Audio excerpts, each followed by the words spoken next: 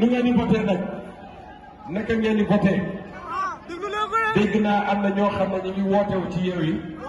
ñeneen ci Yewwi la ñu bokk wala ci Pastef naan leen jël leen bulletin Yewwi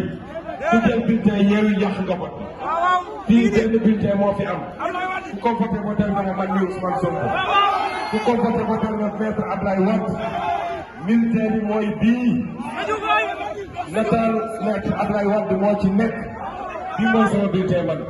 mooy bulletin Déthié Fall mooy bulletin Khalifa Sall mooy bulletin Aïda Mbodj mooy bulletin Sëñ Moustapha Sy mooy bulletin kii mooy suñu bulletin amul beneen